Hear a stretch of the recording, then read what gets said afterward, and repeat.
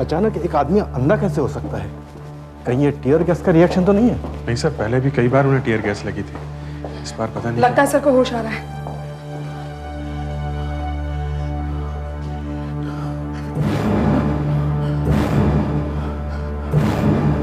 ये क्या?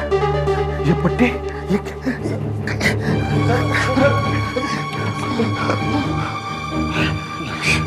मुझे कुछ दिखाई नहीं दे। Relax, relax, relax. एसीपी साहब रिलैक्स, प्लीज रिलैक्स। आपको को देखो। एसीपी साहब प्लीज इत्मीनान रखिए। एसीपी साहब please please please please please मुझे चेक तो करने दीजिए प्लीज। एसीपी साहब प्लीज प्लीज प्लीज ले जाइए, ले जाइए।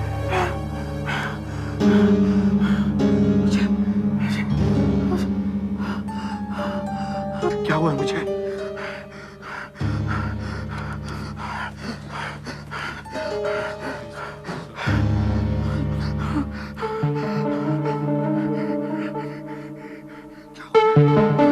पुतलियों में तो कोई हरकत नहीं दिखाई दे रही। कौन है? कौन है? अभिजीत? नहीं सर, दया सर। क्या हुआ है मुझे? सर कुछ नहीं। क्या हुआ? दिखता क्यों नहीं? अरे बोलता क्यों नहीं कोई? प्रद्युमन, प्रद्युमन, प्रद्युमन, मैं हूँ डीसीपी दीपांकर। सर मुझे अब बताइए ना, मुझे दिखता क्यों नहीं है? सर बताइए ना। प्रद्युमन, कैंटीन में जब तुम उस आदमी को पकड़ रहे थे तो उसके हाथ में पिस्टल थी। वो पिस्टल तुम्हारे चेहरे के कितने पास थी? वो पिस्टल वो यहाँ थी सर, यहाँ मेरे चेहरे पे, आंखों के नजदीक थी सर। उसने 2 गोलियां चलाई। गोली यहां से गई सर, मैंने महसूस किया, लेकिन मुझे गोली नहीं लगी सर, मुझे गोली नहीं लगी। गोलियां तुम्हें लगी नहीं प्रद्युमन, लेकिन डॉक्टर ये कहना चाह रहे हैं कि पिस्टल तुम्हारे चेहरे के बहुत पास थी। हाँ, तो सर आपको तो पता ही है कि गोली चलने पर पिस्टल से बहुत ही गर्म गैस निकलती है सर। तो फिर उसी गैस की गर्मी और आग की वजह से आपकी आंखों की रोशनी चली गई। आपके रेटिना को बहुत ज्यादा नुकसान पहुंचा है सर। नुकसान छोड़ो, मुझे ये बताओ मैं फिर से देख सकूंगा या नहीं? देख सकूंगा या नहीं? फिलहाल तो आप देख नहीं सकते, मगर थोड़े दिनों के बाद मैं आपकी आंखों का ऑपरेशन करूंगा। ऑपरेशन करने की कोशिश करूंगा। अगर ऑपरेशन सक्सेसफुल हुआ तो शायद आप देख सकेंगे। शायद इसका मतलब है मैं अंधा हो गया हूं। मैं देख नहीं सकूंगा। मैं देख नहीं सकूंगा।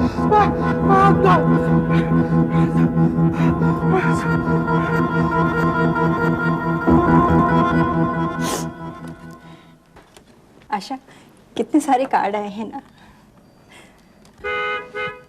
लगता है वो लोग आ गए।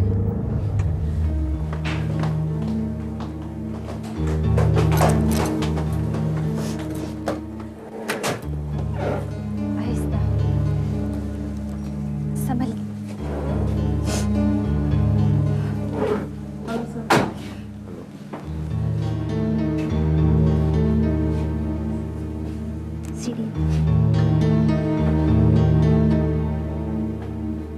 भगवान का लाख लाख शुक्र है कि आप घर आ गए। सब ठीक हो जाएगा। आपके चाहने वालों ने कितने सारे कार्ड और फूल भेजे हैं।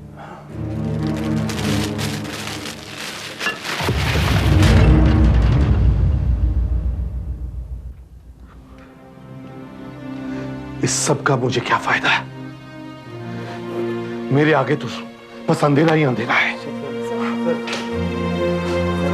बात सुनिए सर।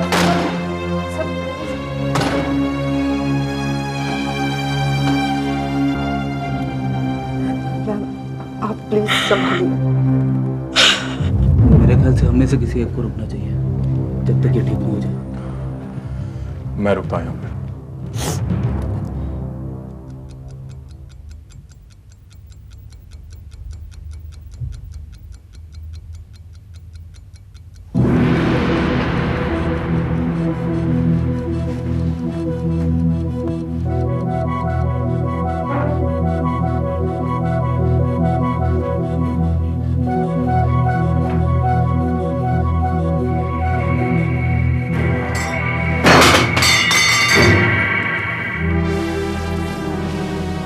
सोई नहीं?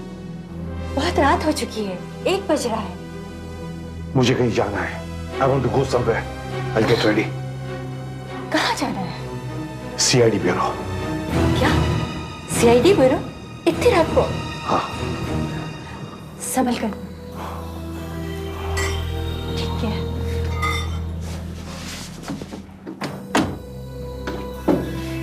संभल के। Be careful। सर, देखिए ना, ब्यूरो जाने की बात कर रहे हैं। सर इस समय ब्यूरो? हाँ, मुझे ब्यूरो जाना है इसी वक्त। रुकिए ना। मगर सर। देखो, मुझे किसी की मदद की जरूरत नहीं है। मैं खुद जा सकता हूँ। सर। टैक्सी लेकर जाऊंगा मैं। ठीक है सर, मैं चलता हूँ आपके साथ।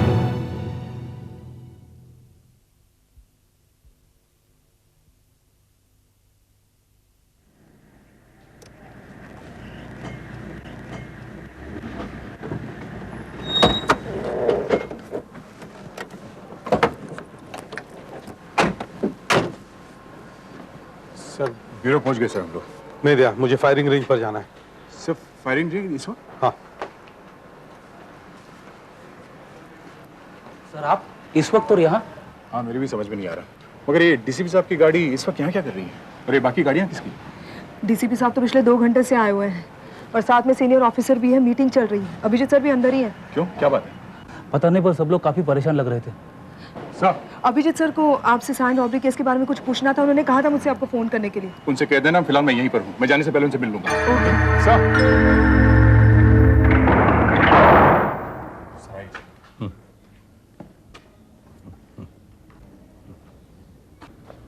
सर इस तरफ।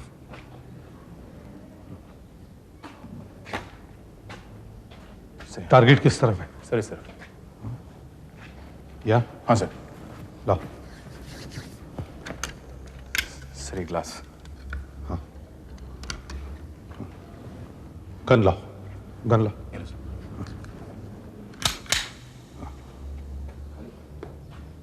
हाँ।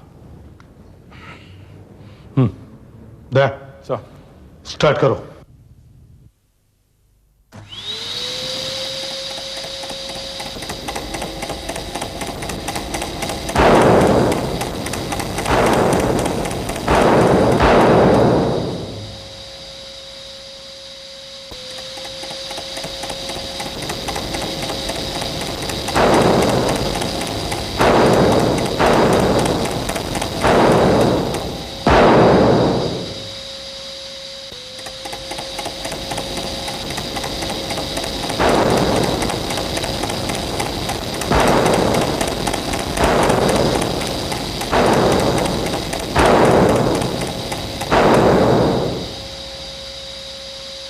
सर।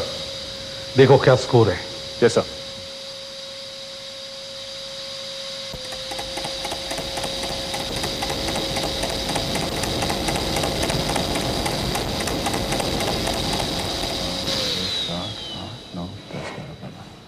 Excellent sir.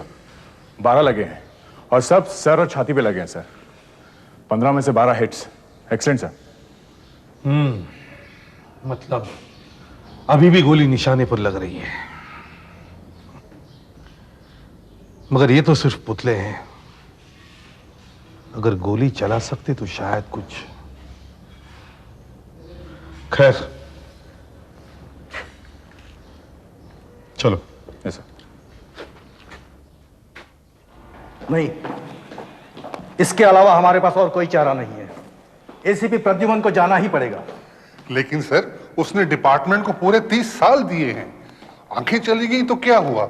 उनके एक्सपीरियंस का तो हम फायदा उठा सकते हैं। जो ऑफिसर देख नहीं सकता उसके एक्सपीरियंस का क्या फायदा है? चलिए सर, मैंने फायरिंग रेंज बंद कर दिया। नहीं दिया। आंखें चाहिए, आंखें डिटेक्शन के लिए। बिना आंखों वाला सीआईडी का इंचार्ज हो सकता है? वो कांस्टेबल याद है ना, जिसके पैर में गोली लगी थी? Yes sir, Dipin Karmakar. और उसकी टांग काटनी पड़ी थी, मालूम है? यस सर, और उसे टाइम से पहले ही रिटायरमेंट दी गई थी। उसके कम से कम एक टांग तो थी। यहां एसीपी की आंखें ही नहीं है। आंखें जल्दी ठीक हो जाए तो अच्छा है, वरना एसीपी प्रद्युमन को। प्रद्युमन तुम? सर, मैंने सब कुछ सुन लिया है सर।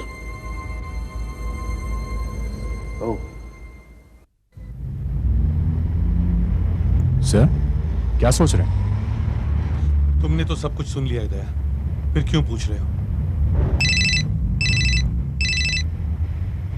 Hello, Abhijit sir. ओह हाँ हाँ हाँ, आशा ने बताया था, मेरे दिमाग से निकल गया। हाँ हाँ, मैं पास ही में हूँ। हाँ, आता हूँ थोड़ी देर में। ओके ओके सर, कुछ देर के लिए ब्यूरो चलना पड़ेगा सर। अभिजीत को साइन रॉबरी के बारे में कुछ पूछना था मुझसे। 5 मिनट के लिए ब्यूरो चले सर? नहीं दया, मैं नहीं आऊंगा, तुम जाओ। तुम मुझे यहीं कहीं उतार दो। सर यहाँ अकेले सर? हाँ, अब मैं ब्यूरो नहीं जाऊंगा दया, बस यहीं कहीं नजदीक गाड़ी रोक दो। मेरी चिंता मत करो दया। सर यहाँ? हाँ दया, बस तुम मुझे यहीं छोड़ दो।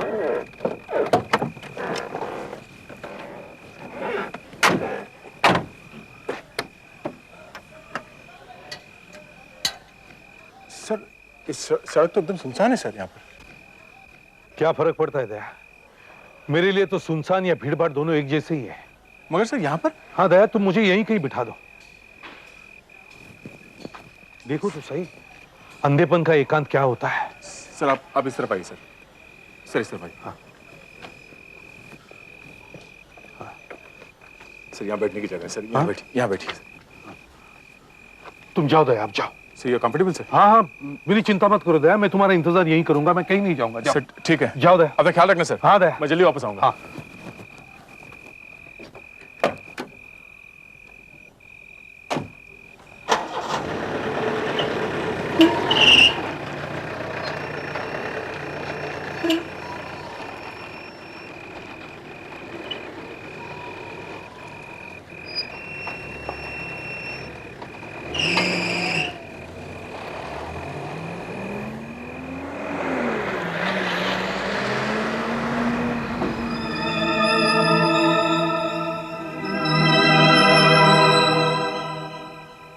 गाड़ी इसे यहाँ छोड़ के क्यों चली गई? ये इतने सुनसान में इधर क्यों बैठा हुआ है? खैर, अपने को क्या लेना देना। चलो भाई, सो जाओ यार, सो जाओ। उसके कम से कम एक टांग तो थी, यहाँ एसीपी की आंखें ही नहीं है। नहीं नहीं नहीं, गाड़ी की आवाज।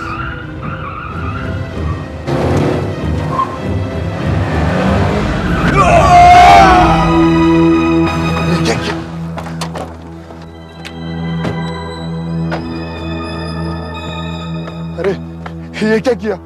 ये लोग तो मर गए। ओके, इससे पहले हमें कोई देखे। चल भाग, भाग। ये कौन है यार? देख लिया। कौन है? कौन है? तुम कौन हो? सीआईडी। रुक जाओ, रुक जाओ। देख कैसे चल रहा है। क्या हुआ? लगता है ये अंधा है। He's blind, damn it. He can't do anything. He can't see. Get back into the car. Hey, रुक जाओ, रुक जाओ, रुक जाओ। Get back. Get back into the car. Hey, रुक जाओ। Sit. Hello. रुक जाओ, रुक जाओ, रुक जाओ, छोड़ दो। रुक जाओ, छोड़ दो। रुक जाओ बेटा। चल। रुक जाओ। रुक जाओ। अरे छोड़ दो, तू चल। रुक जाओ, चल। रुक जाओ, चल। तू चल। रुक जाओ, तू चल। जाओ। तू चल। निकल। चल तू।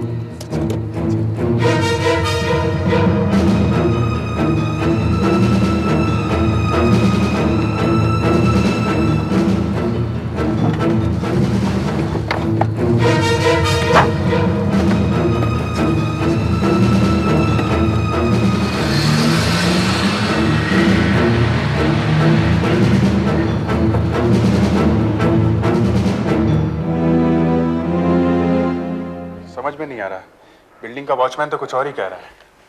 अच्छा सुनो, तुम्हें नौकर ने क्या बताया था?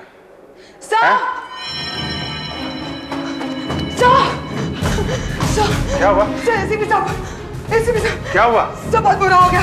किसी ने एसीपी साहब को वहां पे जल्दी चलिए सर। हाँ सर, जल्दी चलिए।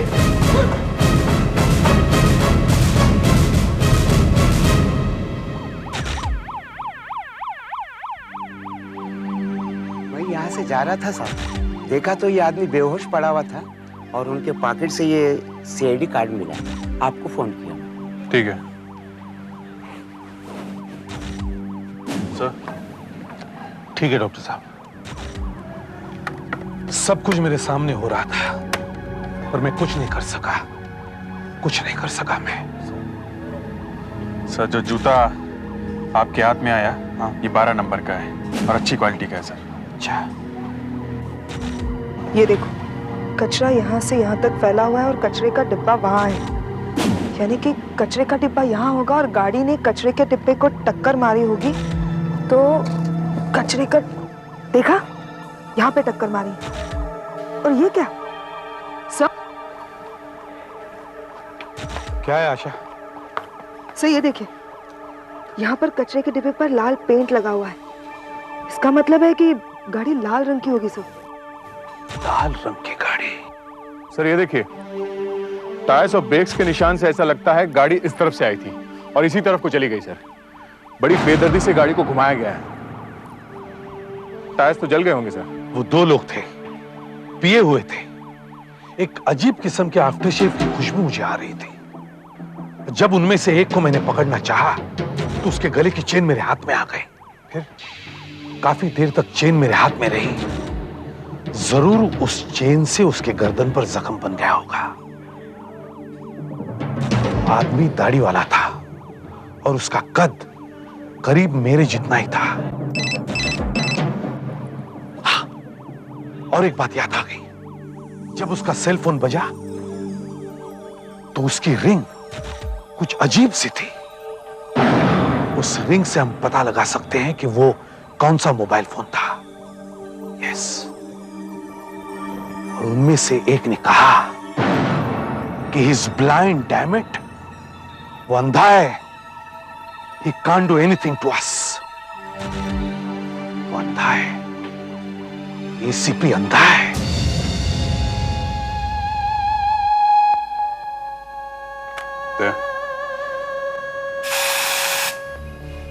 सर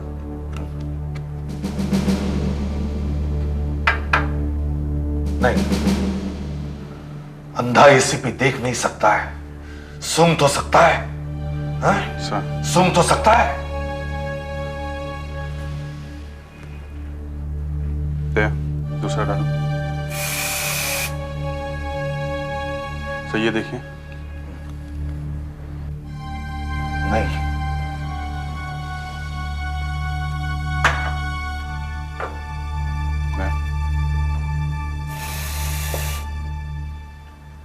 ये देखिए सर। नहीं, सर अभी तो सब खत्म हो गया। अच्छा, वो आफ्टर शेव था या बॉडी स्प्रे, वो मैं नहीं बोल सकता, लेकिन वो खुशबू मेरे नाक में छप गई है। वो जब कभी भी मिलेगा, जहां कहीं भी मिलेगा, मैं उसे पहचान लूंगा, जरूर पहचान लूंगा। सर, आशा, सर मुझे जो जो मोबाइल फोन मिले मैं वो सब लेकर आई हूँ। जितने भी मिले मैं सब उठा कर लाई हूँ सर। और इन सब में मैंने सीआईडी के सिम कार्ड भी डाल दिए। सर कई कई मोबाइल फोन्स के रिंगर्स इतने अजीब हैं कि हाँ, उस आदमी के सेल फोन का रिंगर भी कुछ अलग ही है। वैसी ट्यून मैंने आज तक कभी नहीं सुनी। सर मैं आपको एक एक करके सारे रिंगर्स सुनाती हूँ। सुनाओ।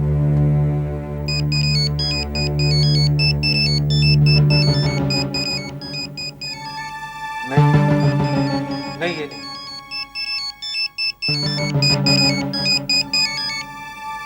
सर ये है? नहीं,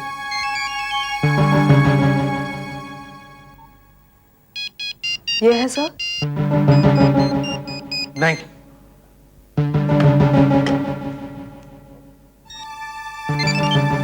ये सर। ये भी नहीं। ये है सर? ये वाली? नहीं,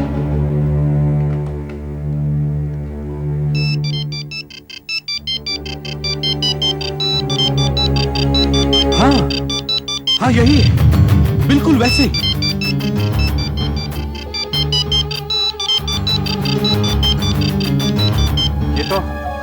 की 122 है। आशा चेक करो, किसी और फोन में ऐसी ट्यून है क्या?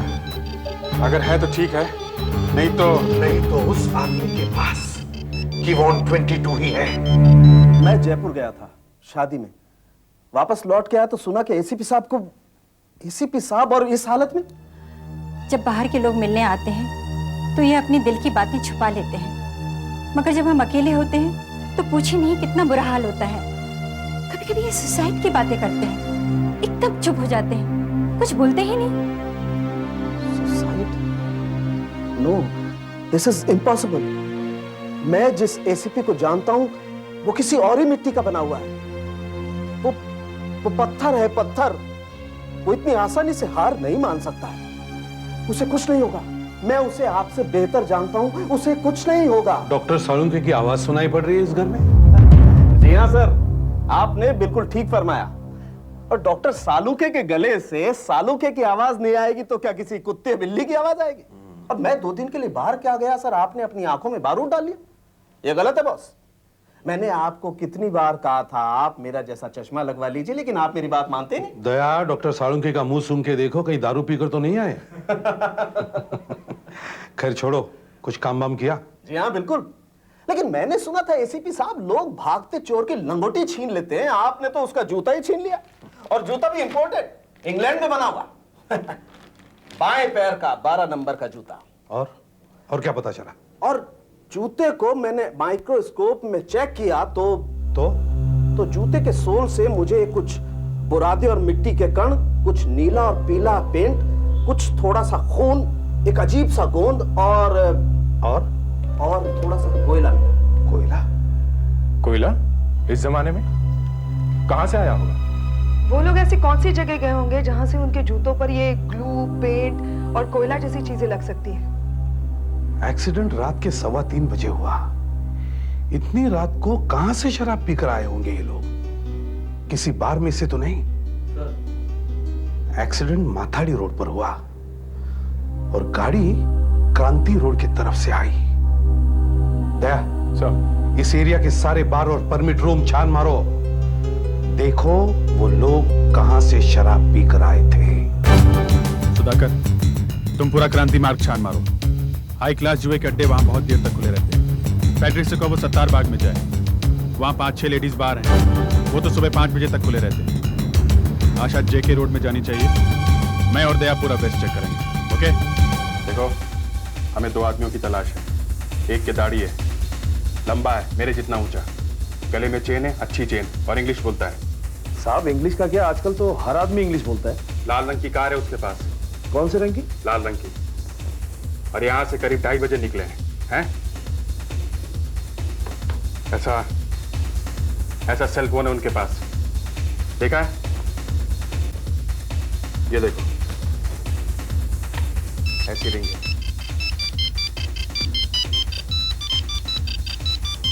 तुमने सुनी ऐसी रिंग पहले? मैंने कभी नहीं सुनी ऐसी। वॉचमैन, तुमने लाल गाड़ी देखी कोई? नहीं, मैंने नहीं देखी। सब तोते जैसे गर्दन हिला रहे हैं। अगर छूट निकला ना तो देखना।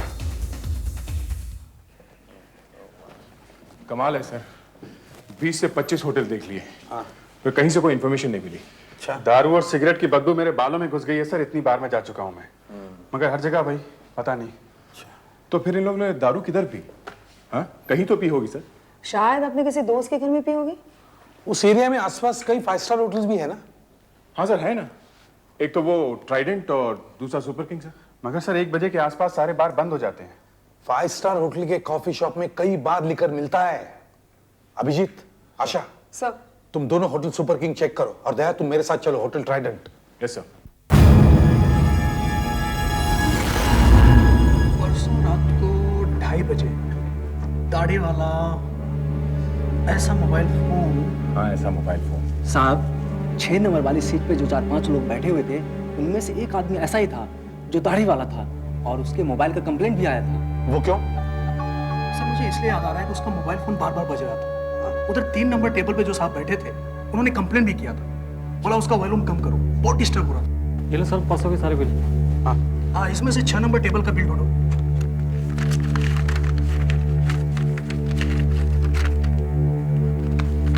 ये लीजिए साहब। एक बियर, व्हाइट रम, विस्की। सर इससे तो कुछ पता नहीं चलेगा सर। पेमेंट कैसे किया है दया? कैश से या कैश क्रेडिट कार्ड से? सर पेमेंट तो कैश हुआ है। कैश। अच्छा एक बात बताओ, 3 नंबर वाला आदमी कहाँ बैठा था? सर उधर बैठा था सर। उसका बिल दिखाओ, 3 नंबर का बिल दिखाओ।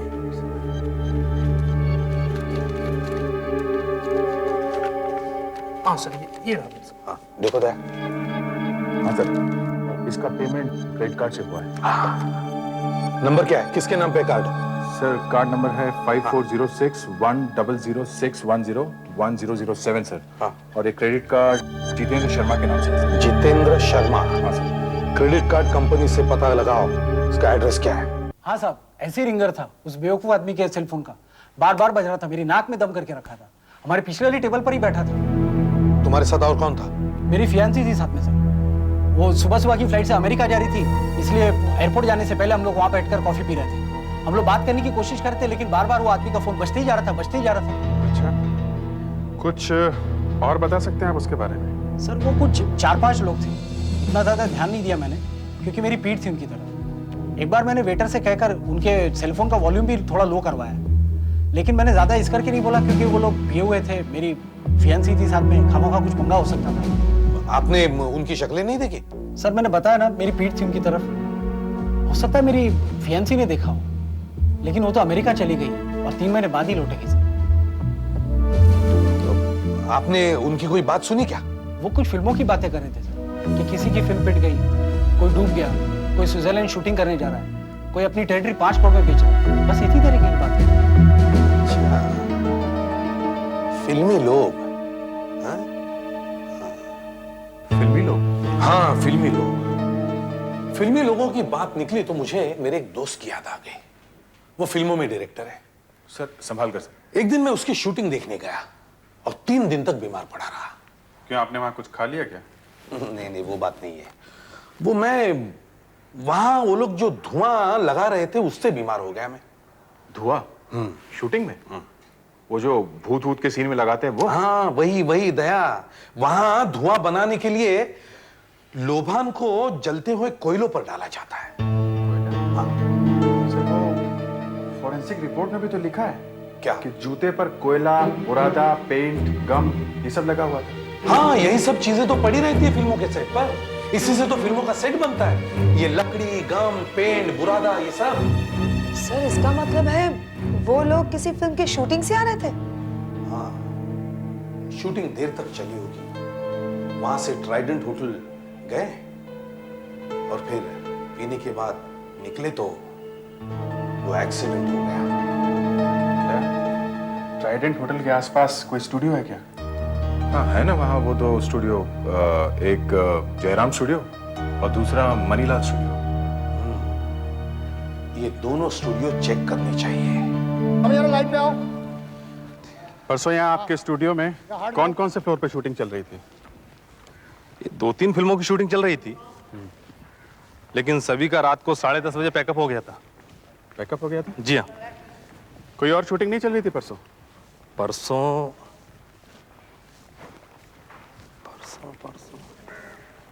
हाँ याद आया, स्टूडियो नंबर 7 में थी वो शूटिंग। नहीं शूटिंग नहीं, वो अपनी क्या कहते हैं उसे, वो लॉन्च पार्टी। Launch party? किस फिल्म की लॉन्च पार्टी थी? वो फिल्म का नाम रोशनी, डोराई साहब की फिल्म है, डीडीटी प्रोडक्शन। ये बताइए कितने बजे तक चली थी ये पार्टी? ये कोई तकरीबन रात को 1 बजे तक। 1 बजे तक? टाइमिंग एकदम परफेक्ट है। 1 बजे वो लोग यहाँ से निकले और सीधा होटल ट्राइडेंट पहुंचे 2:15 बजे। 2:45 बजे वहां से निकले और 3:15 बजे वहां पहुंचे जहां उन्होंने वो एक्सीडेंट किया था। मैनेजर साहब जी, आप हमें प्रोड्यूसर दुराई का फोन नंबर और एड्रेस दीजिए। जरूर। जी हाँ, मेरी नई फिल्म रोशनी की लॉन्चिंग पार्टी थी। क्या बता सकते हैं कितने लोग आए थे पार्टी में? गिने तो नहीं थे, यही होंगे कुछ 100-125 आदमी। आपकी पार्टी थी और आपको नहीं पता कि कितने लोग आए थे? आपके पास गेस्ट लिस्ट तो होगी? हाँ गेस्ट लिस्ट तो है ना, लेकिन उसका तो कोई फायदा ही नहीं है, क्योंकि आजकल फिल्मी पार्टियों में तो लोग दीवार कूद के भी अंदर घुस जाते हैं और इस पार्टी में सिक्योरिटी भी नहीं थी। देखिए, जिस आदमी की हमें तलाश है उसकी पहचान हम आपको बता देते हैं, शायद आपको ध्यान में आ जाए। वो आदमी दाढ़ी वाला है, उसके गले में चेन है, उसके पास एक लाल रंग की गाड़ी है, और हाँ, उस रात उसके साथ 4 लोग और थे। उसके पास ये कीबोर्ड 22 मोबाइल फोन है, जिसका रिंगर कुछ इस प्रकार है।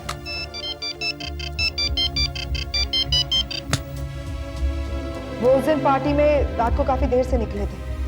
कुछ याद आ रहा है आपको? देखिए, आजकल तो सेल फोन और गले की चेन सभी के पास होती है, ये तो बताना मुश्किल है तो कौन था। आपने पार्टी में फोटो तो खींचे होंगे, है आपके पास? हाँ हाँ, ये है, ये रहे।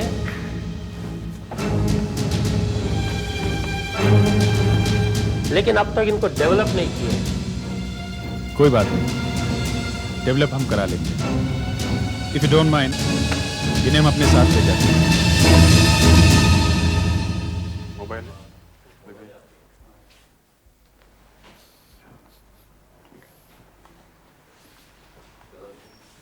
जूते दिखाइए सर।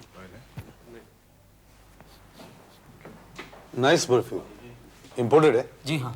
कौन सा है? ब्राडो। अच्छा, दे गला चेक करो।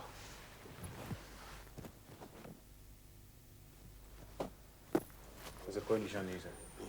जूते दिखाओ। मोबाइल है आपके पास? जी हाँ। दिखाइए।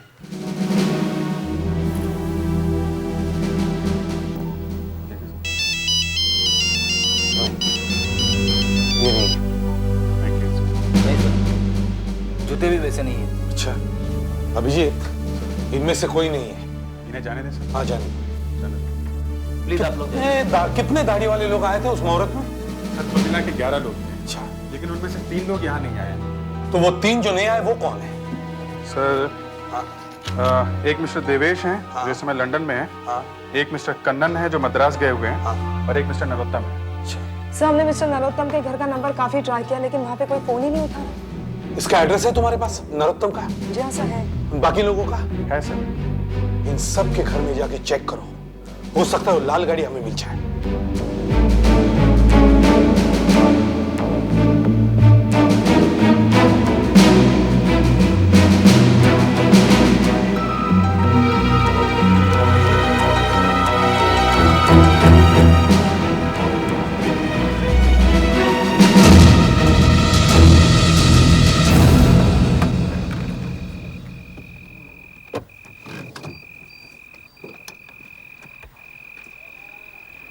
ये नरोत्तम का घर है सर।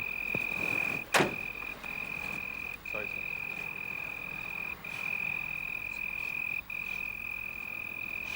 सर। हाँ। दरवाजे पे ताला लगा हुआ है। अच्छा, कोई बात नहीं। सुधाकर सर। फ्रेडिक्स सर। आसपास के लोगों से पूछताछ करो, देखो नरोत्तम कहाँ गया है, और ये भी पता करो कि उसके पास कौन सी गाड़ी है। जो कुछ भी इंफॉर्मेशन मिले लेके आना जल्दी। सर। अच्छा, सर। घर में अंदर जाने का कोई दूसरा रास्ता है क्या? देखो। Yes sir. और दया सर, गैराज में जाके देखो, हो सकता है उसकी गाड़ी अंदर ही हो।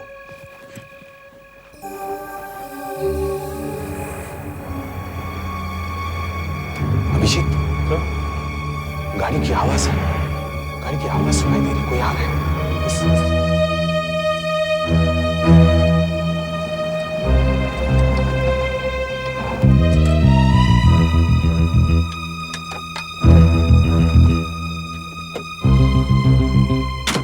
हमारे घर के बाहर गाड़ी किसकी है?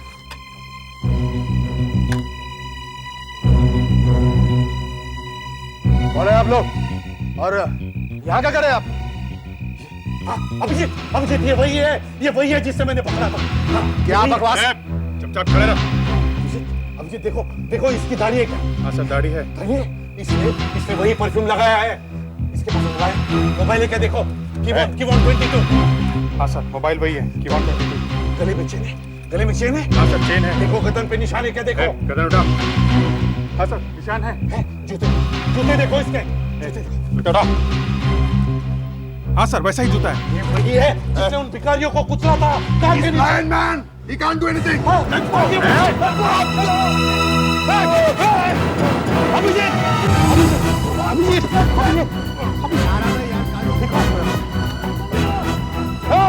रुक जाओ, रुक जाओ, रुक जाओ, रुक जाओ, रुक जाओ, रुक जाओ।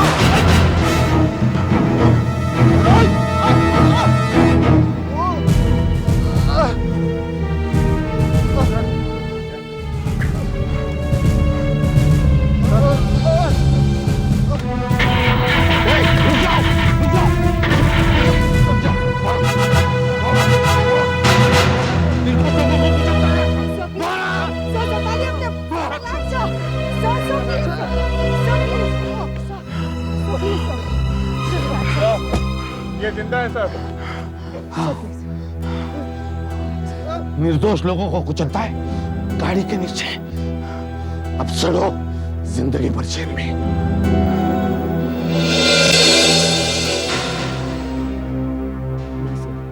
प्लीज सर, आप ये पुलिस फोर्स छोड़ के नहीं जा सकते सर, प्लीज। सर देखिए, डॉक्टर ने आपसे कहा है कि ऑपरेशन के बाद आपकी आंखें ठीक हो जाएगी सर।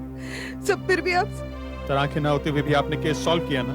हाँ प्रद्युमन, मैं चाहूंगा कि तुम मत जाओ। नहीं सर, मुझे मालूम है एक अंधे आदमी के लिए यहाँ कोई जगह नहीं है। सर ऑपरेशन के बाद सब ठीक हो जाएगा सर। सर प्लीज, प्लीज मत जाइए सर। नहीं Abhijit, sir, sir please sir. Sir please रुक जाइए सर।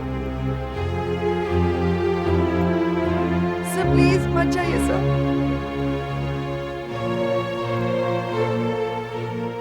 जिस जगह के लिए मैंने अपनी जिंदगी के 30 साल दिए हैं, वो जगह छोड़ते वक्त एक नजर उसे देख भी नहीं सकता हूं।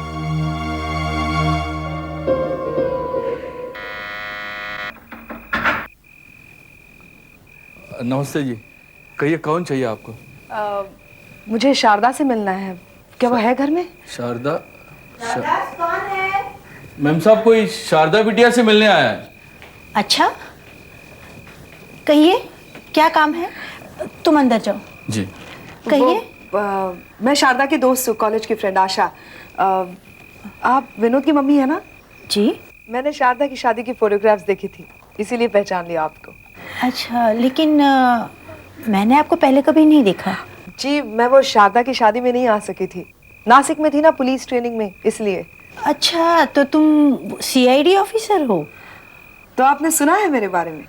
हाँ। वो शारदा, देखो शारदा की तबीयत खराब है, वो अंदर आराम कर रही है। शारदा? शारदा? हाय, कैसी है? मैं ठीक हूँ, तू कैसी है? एकदम फिट। बैठ ना। तू इतने दिनों के बाद अचानक? मैं तू कुछ लेगी, चाय वगैरह? अरे नहीं, मैं तुझसे मिलने आई। कुछ तो ले ले, पानी।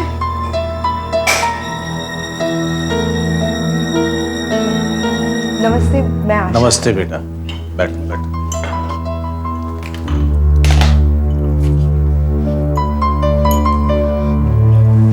पानी। वो उस दिन मैं विनोद से मिली थी रेस्टोरेंट में। अच्छा, विनोद मिले थे? हाँ हाँ, उन्होंने बताया था, मैं ही भूल गई। यार एक बात बता, शादी के बाद तो लड़कियां कद्दू हो जाती है, लेकिन तू तो एकदम पतली हो गई है। और मुझे यहाँ कहीं छोटा विनोद या छोटी शारदा भी नहीं दिखाई दे रहा। तुझे तो बच्चे बहुत पसंद थे ना? हाँ, बस ऐसे ही, कुछ नहीं। शारदा क्या हुआ है? तू यहाँ खुश तो है ना? हाँ हाँ, मैं शादी से पहले तू बहुत चपर चपर किया करती थी कि हमारे कान पक जाते थे। अचानक तू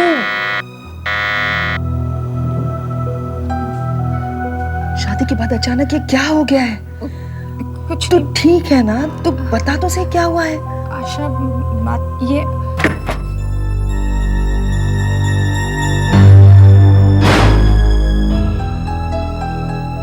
हाय। Hi, how are you? Fine, thank you. How are you? अच्छा शारदा, मैं चलती हूँ। तू ये मेरा कार्ड रख, इसमें देख ऑफिस के और घर के नंबर्स हैं। जब भी मेरे घर के ऑफिस के पास से गुजरे तो मुझसे जरूर मिलना। हाँ। साथ में लंच करेंगे। हाँ। सर, डॉक्टर कार्तिक ने बताया कि आंखों का स्पेशलिस्ट आया है बेंगलोर से। आज 3 बजे का अपॉइंटमेंट है सर। दया हॉस्पिटल का चक्कर काट काट कर मैं तो थक गया हूँ। खैर छोड़ो। आशा, तुम्हारी सहेली शारदा का क्या हुआ? तुमने कुछ बताया नहीं उसके बारे में? सर वो मैं मिली थी उससे। हाँ। 10 दिन पहले। फिर? लेकिन उसने उसके घर पे वहाँ कुछ मुझसे ठीक तरह से बात ही नहीं की। क्यों? सर मुझे उसका बिहेवियर कुछ अजीब लगा। अच्छा। मैंने उसे अपना कार्ड दिया था, मैंने कहा था उससे मुझे फोन करने के लिए, पर पता नहीं क्यों उसने मुझे अब तक फोन ही नहीं किया। और जब भी मैं उसे फोन करती हूँ सब, तो मुझे एक ही जवाब मिलता है कि या तो वो सो रही है या वो बाहर गई है। पता नहीं सर, मुझे लगता है वहाँ कुछ ना कुछ गड़बड़। माय गॉड, क्या हुआ? शारदा? शारदा? सामने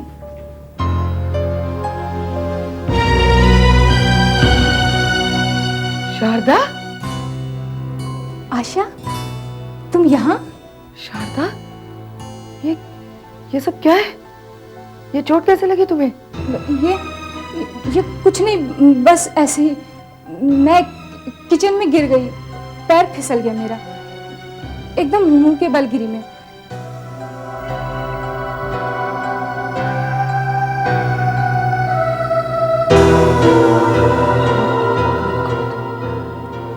शारदा, तुम्हें इतनी तुम्हारे सर पर तो टाके लगे हुए। हाँ, वहां पर भी लगी है, पर जितने दिखते हैं घाव उतने गहरे नहीं हैं। विनोद कहाँ है? वो उन्हें किसी जरूरी मीटिंग में। बेटी चलो। हाँ, अच्छा आशा, मैं चलती हूँ। शारदा, मेरे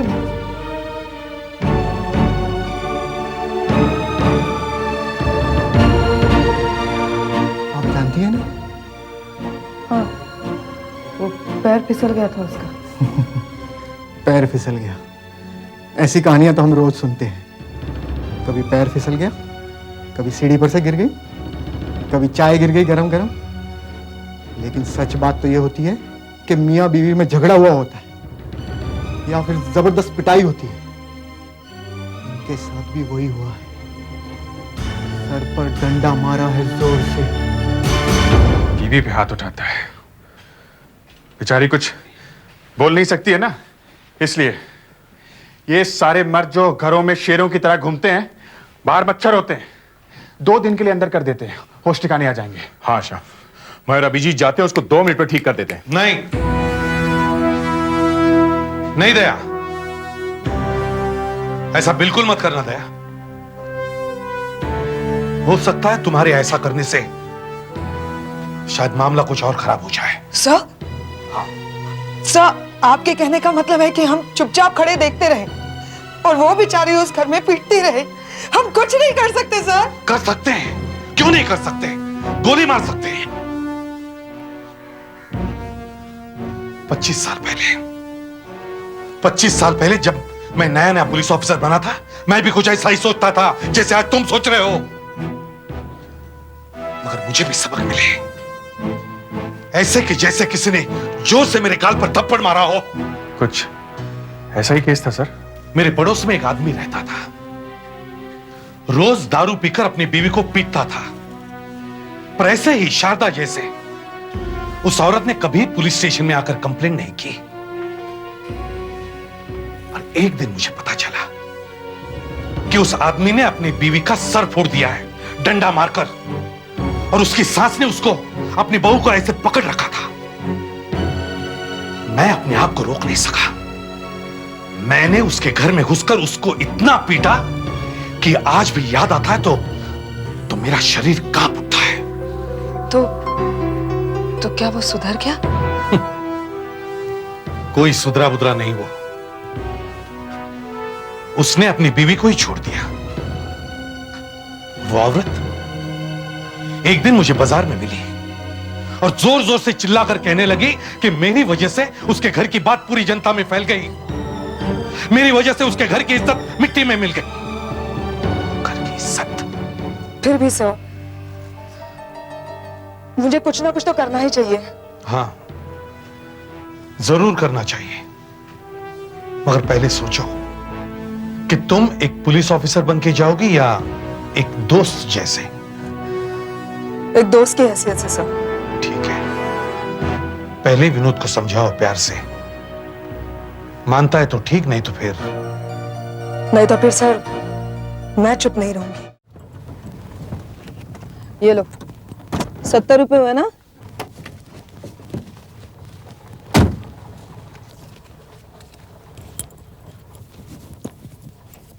विनोद की गाड़ी। क्या हुआ भाई, पैसे कम दिए क्या मैंने? जी नहीं मैम साहब, वो क्या पूरे दिन का हिसाब देख रहा हूँ, घर जाना है ना। अच्छा अच्छा ठीक है।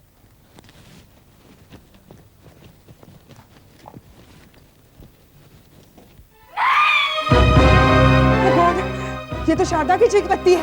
शारदा शारदा, शारदा दरवाजा खोल। ओह गॉड, शारदा, शारदा दरवाजा खोल, शारदा, शारदा, मैं क्या करूं? किसकी मदद? ओह माय गॉड, मैं क्या करूं? अंदर, हे, सुनो, ड्राइवर प्लीज, टैक्सी वाले प्लीज मेरी मदद करो प्लीज, अंदर कुछ हो रहा है। मैम साहब, जल्दी आओ प्लीज। क्या हुआ? रामदास, जल्दी से दरवाजा खोलो, रामदास, जल्दी से, अंदर से आवाजें आ रही है। दरवाजा खोलो। अंदर से बंद है।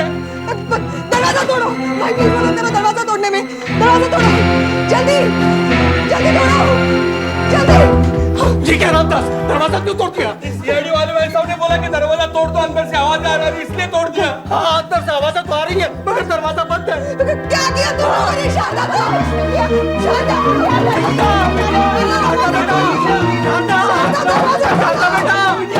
पीछे हटो, मैं पार करने वाली हूँ, पीछे हटो।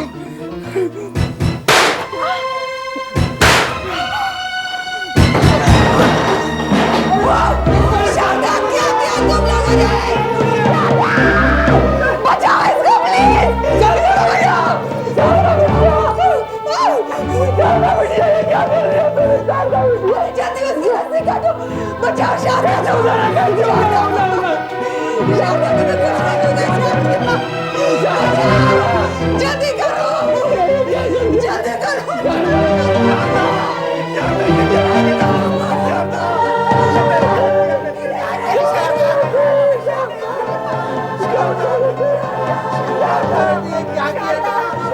शारदा बेटी,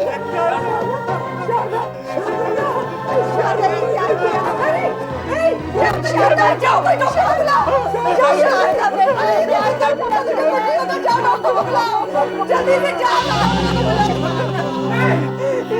शारदा, एक मिनट, क्या हुआ?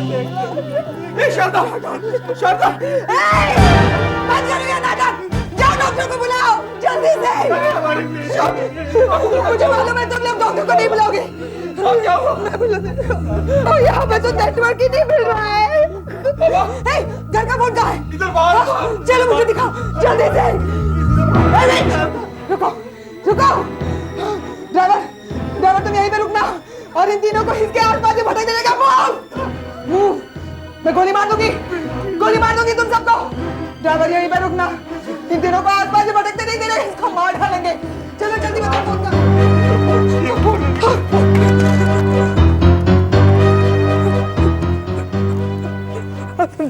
इमरजेंसी, ऐसा आशा बोल रही हूँ, एक इमरजेंसी एम्बुलेंस चाहिए। एक लड़की लटकी हुई थी, गर्दन टूट गई है उसकी, नहीं मैं अकेली नहीं शिफ्ट कर सकती, अब जल्दी से जल्दी भेज दीजिए। हाँ, हाँ होश में है, वो बच जाएगी। 174 प्रेमचंद एनक्लेव, जल्दी भेजिए। तुम इधर क्या कर रहे? मैं तुमसे अंदर रुकने के लिए कह रहा हूँ। नहीं मैम साहब, वो लड़के पानी पानी कह रहे थे, इन लोगों ने बोला कि पानी लेकर आओ, मैं यहाँ से पानी लेकर आया, देखा कि दरवाजा बंद है अंदर से। दरवाजा खोलो, तुम पीछे से दरवाजा पकड़ कर खड़े थे। नहीं नहीं, मैंने कुछ नहीं किया, इसका लॉक अपने आप फंस जाता है, मैंने कुछ नहीं किया, मैंने कुछ नहीं किया। ये लड़की एक बार बच जा रहे तो फिर समझ लूंगी तुम सबको। शारदा, पीछे, सब पीछे, पीछे जाओ, पीछे जाओ। शारदा, शारदा मेरी तरफ देखो, मैं आशा। शारदा देख, तू ठीक हो जाएगी। शारदा, तू बात कर सकती है? हाँ?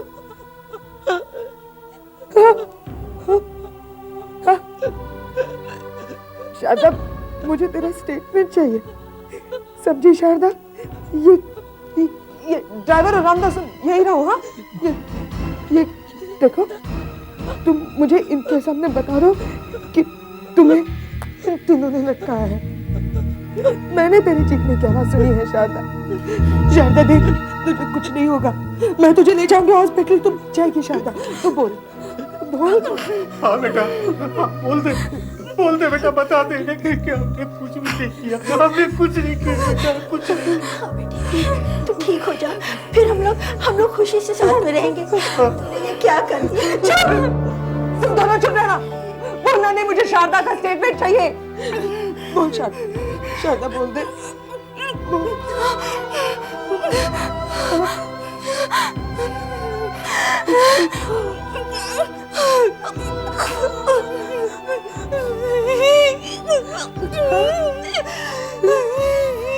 शारदा, सच बता दे, क्या हुआ था बता दे शारदा, प्लीज।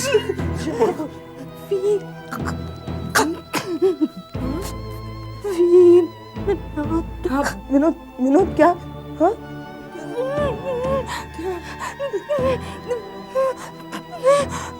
विनोद, विनोद, हाँ, हाँ विनोद, विनोद क्या? क्या? देखा?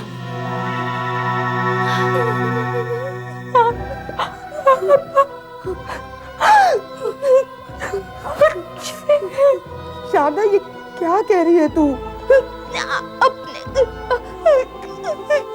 शारदा, शारदा, शारदा नहीं,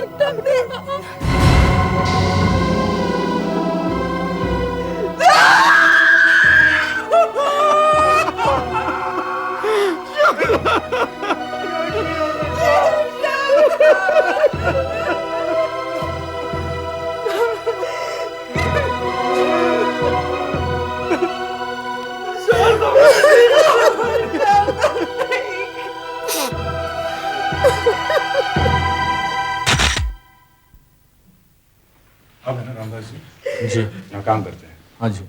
उस वक्त आप कहाँ थे? मैं तो बाजार गया था साहब। लौट के आके देखा कि आशा जी जोर जोर से दरवाजा पीट रही है। उन्होंने कहा कि दरवाजा तोड़ दो, तो तोड़ दिया था। आपने किसी की चीखने की आवाज नहीं सुनी? अच्छा, चीखने की आवाज सुनी साहब?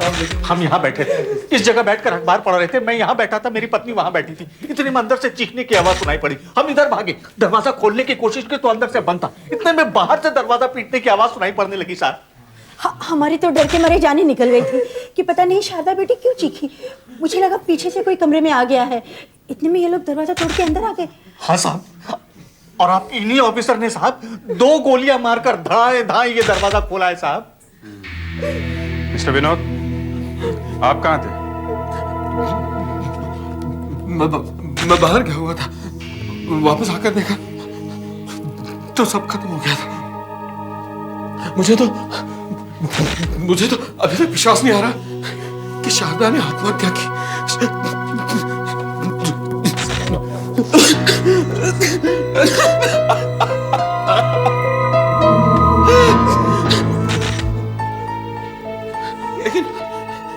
लेकिन क्यों? क्या कमी थी उसे? कितने खुश थे हम सब आपस में। आप रामू काका से पूछ लीजिए। एकदम चुप, बंद करो ये नाटक। तुम मेरे आंखों के सामने दम तोड़ा शारदा ने। तुम लोगों ने मारा उसे, इसने मारा, इसने मारा। आपके जो मन में आ रहा है आप कहती चली जा रही। हम भला ऐसे क्यों करने लगे? क्यों करेंगे हम ऐसा? बेचारे की जिंदगी नर्क बना दे तुम लोगों ने। मारा पीटा है इन लोगों ने उसे। और तुम दूसरी लड़की के साथ घूमते हो ना, मैंने देखा है। तुम ही ने मारा उसे, तुम ही ने। आपके जो मुंह में आ रहा आपने बक दिया। बक दिया? हाँ बक दिया। एक तो हमारे घर में कितनी बड़ी ट्रेजेडी हो गई। घर की बहू ने आत्महत्या कर ली और ऊपर से ये कि आमी ने उसे मारा। आप अपने इस ऑफिसर से पूछिए, पूछिए। इसके सामने उसने मरते वक्त क्या कहा था? बोला था ना उसने कि मैंने आत्महत्या की है। हाँ, ये ड्राइवर और ये रामदास भी वहां पर थे ना आप लोग वहां? आप लोग बोलते क्यों नहीं? बोला था ना उसने। हाँ जी। मैं उन्हें ऐसे ही नहीं छोड़ूंगी। इतनी मासूम लड़की थी, सीधी सादी। उन्हें इसकी कीमत चुकानी पड़ेगी। मैं बदला लेकर रहूंगी, मैं नहीं छोड़ूंगी। आशा, अगर ऐसा ही सोचती रहोगी तो तुम ये केस छोड़ दो। सर, वो मेरी सहेली थी, एक साथ पढ़े हैं हम। She was my friend. नहीं, इस वक्त तुम किसी की फ्रेंड नहीं हो।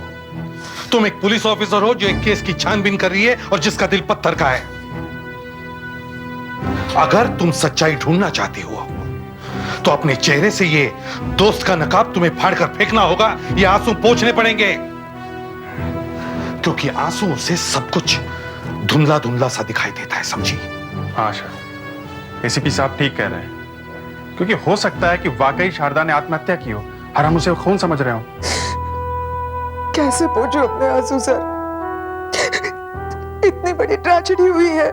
बेटा, अगर तुम समझती हो कि वाकई शारदा का खून हुआ है तो अपनी पूरी शक्ति लगा दो,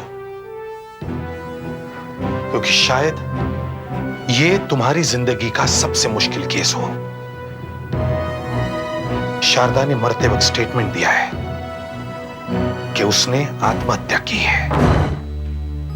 आप लोग कल कह रहे थे कि ये दरवाजा कभी कभी फंस जाता है, लेकिन ये तो एकदम अच्छा चल रहा है, स्मूथ। ऑफिसर, आपकी ये ऑफिसर पहले से ही हर बात पर शक कर रही है। माना कि ये शारदा की दोस्त है, पर इसका मतलब ये तो नहीं कि ये हमें फंसाकर ही छोड़े। और ऐसा ही होगा, ये कहीं ना कहीं कुछ ना कुछ ऐसा प्रूफ रख देंगे जिससे हम लोग फंस जाएंगे। आई एम सॉरी टू से, पर हमें इन पर कोई विश्वास नहीं है।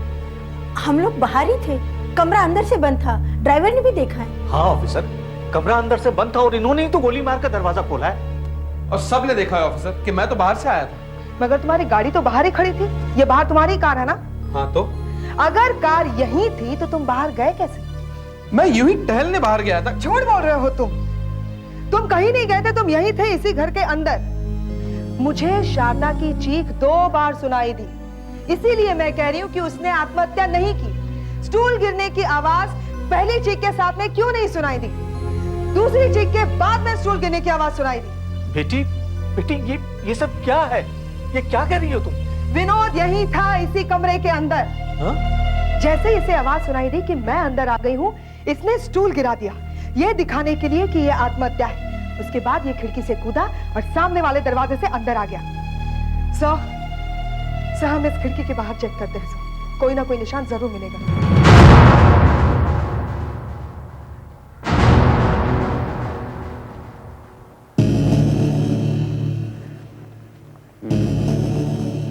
निशान तो है, एकदम नीचे है। मतलब कोई खिड़की से कूदेगा तो सीधा यहीं गिरेगा।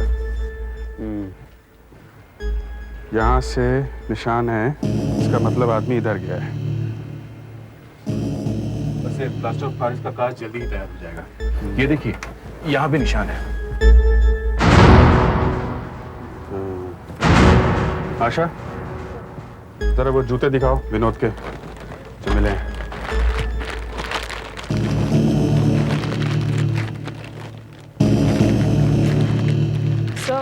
हाँ? और ये एक पैंट भी मिली है सर। ये पैंट इसने उस दिन पहनी थी और इस पैंट पर ये देखिए सर, यहाँ मिट्टी लगी हुई। ये मिट्टी यहीं की लगती है सर, घर की नहीं है।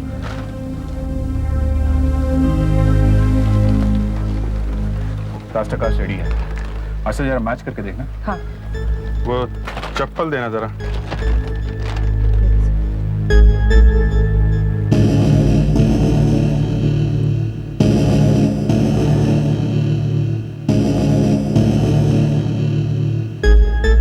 एकदम मैच करते हैं। ये निशान इसी चप्पल का है। ये आपकी चप्पल है ना? जी। ये निशान यहाँ कैसे आए?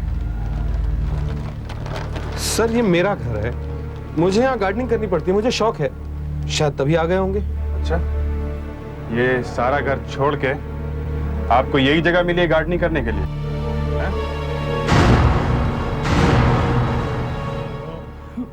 ठीक से बताओ क्या हुआ था? जिस दिन से हमारी बेटी की शादी हुई साहब, उस दिन से ये विनोद पलट गया। जब मैं वापस आया तो आशा मैडम वहाँ थी। ये वो विनोद नहीं है साहब जिससे हमने अपनी प्यारी बिटिया की शादी की। अरे ये तो एक भिखारी है, भिखारी साहब। कभी इसके लिए पैसे दो तो कभी उसके लिए पैसे दो, कभी प्रॉपर्टी खरीदनी है तो कभी बिजनेस में लगाना। तो आप भी बताइए कहां से हम लाएंगे इतने सारे पैसे? कहां से? जितना हो सकता था दिया, और जब ना बोला तो हमारी बिटिया के पिटाई। बेटी तुम तो जानती थी हमारी बिटिया कितनी भोली भाली मासूम सी। हमने कितनी बार कहा उसे छोड़ दे, वापस आ जा, मगर ओके जीजी, मम्मी मैं ये शादी नहीं टूटने दूंगी। लोगों को क्या मुंह दिखाऊंगी? उसे यहाँ ले आते तो कम से कम आज हमारी बिटिया जिंदा तो होती। देखो रामदास, अब टाइम आ गया सब कुछ बताने का। सच सच बताओ, उस रात क्या हुआ था? हाँ रामदास जी, आपने बताया कि उस वक्त आप घर के पीछे की तरफ थे, मगर फिर भी आपने कुछ देखा तो होगा, कुछ तो सुना होगा आपने। हाँ रामदास जी, कुछ तो सुना होगा आपने वहाँ। मैंने सिर्फ शारदा बेटी की चीख सुनी थी, बस, और कुछ नहीं। डॉक्टर साहब, पोस्टमार्टम से कुछ पता चला? इसमें ऐसा है आशा कि ये काम दो तरीके से हो सकता है। अगर ये खून है, हाँ माइंड यू, अगर ये खून है तो फिर उसने पहले उस बेचारी का गला दबाया होगा ऐसे, और फिर उसे लटकाया गया होगा ये दिखाने के लिए कि ये आत्महत्या है। ये देखो, गले पे दुपट्टे के निशान तो होंगे ही, लेकिन उंगलियों के निशान भी होंगे। लेकिन इस केस में ऐसा नहीं है। और दूसरा तरीका वो क्या है? दूसरा तरीका क्या है? किसी को जिंदा लटका दो, दुपट्टे के निशान के अलावा तो कुछ मिलेगा नहीं। हत्या है या आत्महत्या है ये पता ही नहीं चलेगा। किसी भी जिंदा आदमी को लटकाना इतना आसान नहीं है। कुछ तो तड़पेगी वो औरत, अपने आप को बचाने की कोशिश करेगी, कुछ तो निशान मिलेंगे हमें उस कमरे में स्ट्रगल के, लेकिन हमें वहां कुछ भी नहीं मिला डॉक्टर साहब। हाँ, अब आप लोग काम की बात कर रहे हैं। कुछ तो तड़पेगी वो, तड़पेगी, लेकिन कब? जब वो तड़पने लायक हालत में होगी तब। आपके कहने का मतलब है कि उसे कुछ खिलाया गया था। खूनी ने या खूनियों ने पहले छत पर एक फंदा बनाया और फिर उस बेचारी को उठाकर उस फंदे में लटका दिया। लेकिन तभी उसे शायद होश आ गया था। वो बेचारी जोर से चिल्लाई, लेकिन फंदा लग चुका था। शरीर छोड़ दिया गया, वो नीचे गिरी। वो एक बार फिर चिल्लाई। वो बेचारी तड़प रही होगी, वो तड़प रही होगी, लेकिन उसकी गर्दन में फंदा फंसता चला जा रहा था। फंदे के फंस जाने की वजह से उसका खून ब्रेन में जाना बंद हो गया। बेचारी बेहोश हो गई। उसकी अपर सर्वाइकल वर्टिब्रा एक झटके से स्पाइनल कॉर्ड से अलग हो गई। स्पाइन और ब्रेन का जंक्शन टूट गया। बेचारी की गर्दन टूट गई। बेचारी। आपको उसके पेट में कुछ मिला? हाँ, 10 मिलीग्राम वेलकॉन, स्लीपिंग पिल्स, नींद की गोलियां। एक चाय के कप में 2 नींद की गोलियां मिलाकर उसे पिलाई गई थी। फिर जब आशा ने उसे नीचे उतारा तो उसके ब्रेन में खून फिर से जाने लगा। फिर थोड़ी देर के बाद उसे होश आया और उसने अपना डाइंग डिक्लेरेशन दिया। हाँ, अगर चूंकि उसकी गर्दन टूट गई थी तो बेचारी मर गई। मगर अभी भी ये कहना बहुत मुश्किल है कि ये हत्या है या आत्महत्या है। डॉक्टर साहब, नींद की गोलियां बिना प्रिस्क्रिप्शन के नहीं मिलती।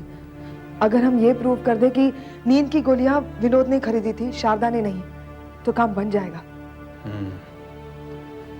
विनोद के घर की तलाशी लेते हैं और देखते हैं उसके घर के आसपास कोई केमिस्ट की दुकान है क्या। कहिए। विनोद और उसके परिवार वाले आप ही की दुकान से दवाइयाँ खरीदते हैं ना? हमें उनके घर से आपके दुकान के बिल्स मिले। देखिए, आप ही की दुकान क्या है ना? हाँ, है तो मेरी ही दुकान। और ये फोटोग्राफ्स देखिए, विनोद और उनके माँ बाप, ये वही है ना जिनकी हम बात कर रहे हैं?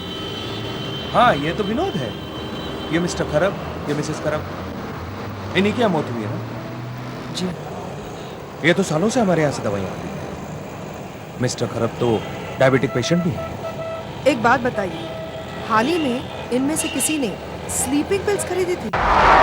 Sleeping pills? जी हाँ, नींद की गोलियां। देखिए, हमें इनके घर से जितने भी बिल्स मिले हैं उनमें किधर भी स्लीपिंग टैबलेट्स लिखा हुआ नहीं है। देखिए, हम बिना प्रिस्क्रिप्शन के स्लीपिंग टैबलेट्स नहीं बेचते हैं। हे, तुमने तो नहीं दी मिस्टर खरब को स्लीपिंग टैबलेट्स? वो सब मुझसे गलती हो गई साहब। वो विनोद साहब आए थे, स्लीपिंग पिल्स मांग रहे थे, कह रहे थे नींद नहीं आ रही है। और तुमने दे दी उनको? मैंने सोचा रोज के ग्राहक हैं, इसलिए मैंने इनको एक वेलकॉन की स्ट्रिप दे दी। देखा, यही वो स्ट्रिप है। और तुमने बिल भी नहीं बनाया? नहीं, मैंने बिल भी नहीं बनाया। देखिए साहब, हाँ, मुझे आजकल नींद ठीक से नहीं आ रही है, इसलिए मैंने ये स्लीपिंग पिल्स खरीदी हैं। लेकिन इसमें से तो सिर्फ 2 ही गोलियां खाई गई हैं और शायद यही 2 गोलियां शारदा को खिलाई गई चाय में मिलाकर। ये आप कैसे कह सकती हैं? शारदा के पेट में से चाय और नींद की गोलियों के केमिकल्स मिले हैं। गोलियों की वजह से शारदा बेहोश हो गई, आशा, और शायद आप लोगों ने उसे उठाने में मदद की और फिर उसे दुपट्टे से लटका दिया। लेकिन हम क्यों ऐसा करने लगे? देखिए शारदा अक्सर डिप्रेस रहा करती थी, इसलिए उसने आत्महत्या की होगी। हाँ ऑफिसर, ऐसे भी तो हो सकता है कि वो इसी स्टूल पर चढ़ी जिस पर आप खड़ी हैं, फंदा लगाया और लटक गई, और दर्द कम हो इसलिए नींद की गोलियां खाली होंगी। 1 मिनट, आशा, ये तुम्हारी सहेली की ऊंचाई क्या थी? मुझसे थोड़ी सी छोटी थी वो। जब फंदा डालो ऊपर।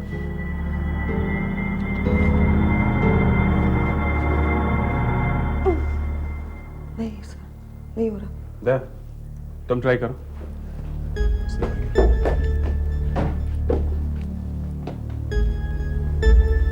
देखा, फंस गया ना मिस्टर? शारदा इस हुक में फंदा डाल ही नहीं सकती थी, फंदा डाला है आपने। आप जरा चलो स्टूल पर। नहीं, मैं क्यों चढ़ूं? मैंने क्या किया है? जरा मदद करो साहब की। नहीं, 1 मिनट, लेकिन मैंने ऐसा कुछ किया नहीं, तो मैं स्टूल पर हाथ ऊपर, हाथ ऊपर करो और ऊपर। किसी ने किया है। आपने कहा और मैं मान लूंगा। देखिए साहब, आप हमें कितना भी ऊपर नीचे चढ़वा लीजिए, माँ बाप को धमका लीजिए, पर एक बात को आप मिटा नहीं सकते कि शारदा ने मरते वक्त खुद आशा से कहा था कि उसने आत्महत्या की है। वो ठीक कह रहे हैं। अगर तुम्हारे पास सबूत है कि ये खून है, तो उनके पास डाइंग डिक्लेरेशन है। तुम्हारे पास पीतल है तो उनके पास सोना है। सर, ये एक खून है। It's a clear cut case of murder. इस केस की सबसे बड़ी सच्चाई ये है कि मरते मरते भी शारदा विनोद और अपने सास ससुर के खिलाफ कुछ नहीं बोली। हाँ सर, अगर उन्होंने उसे मारा भी होता तो उसने बोला क्यों नहीं? उसकी 2 सीआईडी ऑफिसर उनके सामने बैठी थी, लेकिन फिर भी सर शारदा ने उन्हें बचाया ही क्यों? कोर्ट में जज सब सबूत देखने के बाद अगर कन्विंस हो भी गया कि ये एक खून है, फिर भी वो यही बात पूछने वाला है कि शारदा ने मरते मरते क्यों कहा कि उसने आत्महत्या की है।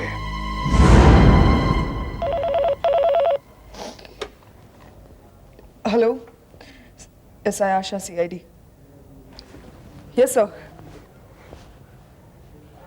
क्या शारदा ने ऐसा स्टेटमेंट क्यों दिया, इसका पता चल गया सर? Yes sir. कहां पे सर? कहां पे आए हम लोग सर? Hospital terminal ward?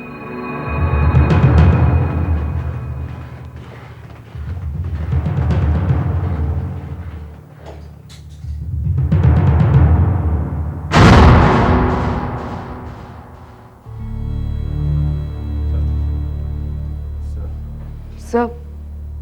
हाँ आशा, यही वो टर्मिनल वार्ड है। यहाँ का हर आदमी जानता है कि मौत उसके सामने कुछ ही दूरी पर खड़ी है। वो मरने वाला है। मैंने मरीजों के साथ बात की। मौत का एहसास होने के बाद भी हर मरीज यही सोच रहा होगा कि वो जल्दी ठीक हो जाएगा, अपने घर जाएगा, अपने परिवार वालों के साथ रहेगा। हाँ, यहाँ कोई भी मौत के बारे में नहीं सोच रहा है। आशा, जब तुमने शारदा को नीचे उतारा तो उसे यकीन हो गया कि वो अब बच गई है। तुम्हें देखकर वो मौत को भूल गई। लेकिन सर उसका वो स्टेटमेंट? तुम जैसे ही बाहर गई, घर वालों ने अंदर से दरवाजा बंद कर दिया। शारदा के सामने उन्होंने हाथ पैर जोड़े होंगे। विनोद ने उससे माफी मांगी होगी। ये कहा होगा कि चलो अब हम फिर से नया संसार शुरू करेंगे। और फिर उन्होंने उसे डराया होगा। आखिर उसे उनके साथ ही रहना है। ये सीआईडी वाली कब तक तुम्हें मिलने आएगी? उसने सोचा होगा कि फिर से वही रहना है, तो सास ससुर और पति को तो छुड़ाना ही होगा। कोर्ट के सामने तो ये सब थियरीज हैं, महज अटकलें। लगता है उनके नौकर रामदास ने कुछ ना कुछ तो देखा होगा। उसके बारे में और पूछताछ की? हाँ सर, उसकी एक लड़की है सर, 20-25 साल की, शादीशुदा है वो। ओह, मतलब वो भी एक लड़की का बाप है। रामदास को उठा के लाओ। कुछ लोग दुनिया में ऐसे भी होते हैं जो अगर किसी दूसरे की चिता जलती हुई देखते हैं तो उस पर अपनी रोटी सेकने लगते हैं। जब खुद का घर जलेगा तब पता चलेगा। ये आप लोगों ने मुझे क्यों उठा लिया घर से? मुझे कहाँ ले जा रहे? देखिए मुझे घर जाना है। अब किसका घर, कैसा घर? घर वर भूल जाओ और अपनी बिटिया की सोचो। बिटिया की? हाँ। मेरी बिटिया की? जी हाँ, आपकी बिटिया। क्या हुआ मेरी बिटिया को? अब ये हम कैसे बता सकते हैं? कुछ देर में आपको पता चल जाएगा। तुम तो बताओ ना बेटी, क्या हुआ उसको? ये कहाँ ले आया बाबा? आप इंस्पेक्टर साहब, आप बता दीजिए कहाँ है मेरी बेटी? आप बता दीजिए, भगवान के वास्ते आप तो बता दीजिए क्या हुआ मेरी बेटी को? ये लोग कुछ नहीं बोल रहे मुझे। एक ही तो बेटी है मेरी, कुछ कर तो नहीं दिया ससुराल वालों ने उसे। ससुराल वालों ने? हाँ, जब तुम्हारी अपनी बेटी की बात निकली तब बहुत दर्द हो रहा है ना, मगर जब दूसरों के बेटी को ससुराल वाले कुछ करते हैं तब तुम चुपचाप देखते रहते हो। हर रोज बेटियां मर रही हैं और तुम जैसे लोगों की वजह से खूनी खुलेआम घूम रहे हैं। खुलेआम घूम रहे? क्या हुआ है मेरी बेटी को? एक ही बेटी है मेरी, फूल जैसी। बाबा, बेटी, बाबा, बेटी तुझे कुछ हुआ तो नहीं ना? बेटी तुझे कुछ हुआ तो नहीं ना? नहीं बाबा, मुझे कुछ नहीं हुआ, मुझे कुछ नहीं हुआ। लेकिन बाबा, वहाँ जो कुछ भी हुआ अच्छा नहीं हुआ बाबा। बेटी मैं जानता हूँ जो कुछ हुआ वो अच्छा नहीं हुआ। देखो, तुम्हारी बेटी को तो कुछ नहीं हुआ, मगर किसी और की बेटी तो चली गई। बुलाओ शारदा के माँ बाप को, बुलाओ। Yes sir.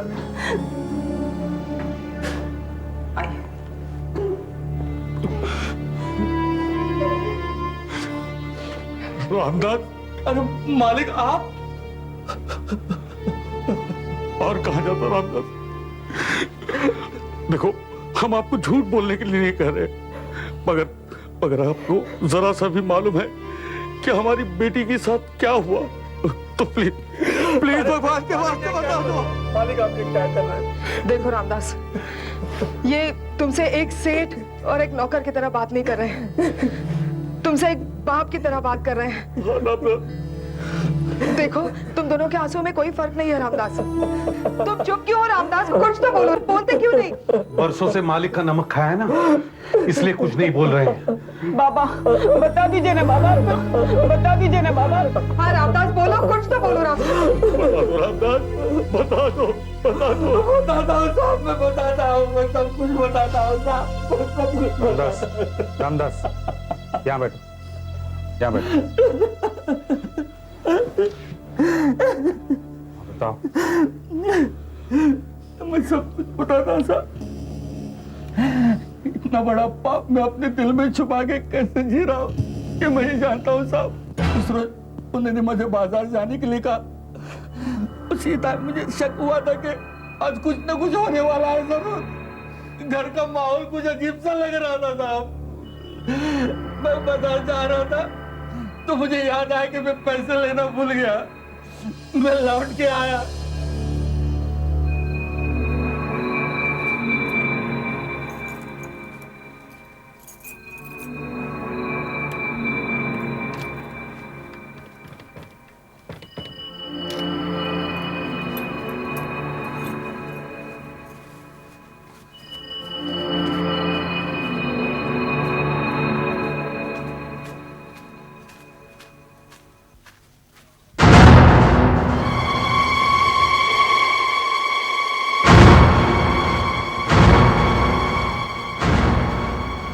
विनोद साहब कहीं नहीं गए थे, वो वहीं थे अंदर।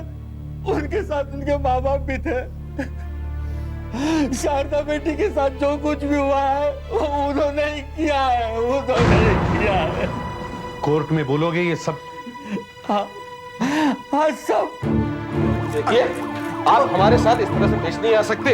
हम कोई भेड़ बकरियां नहीं है, आप हमें गिरफ्तार नहीं कर सकते। गिरफ्तार नहीं कर सकते? आप लोगों को गिरफ्तार कर लिया गया।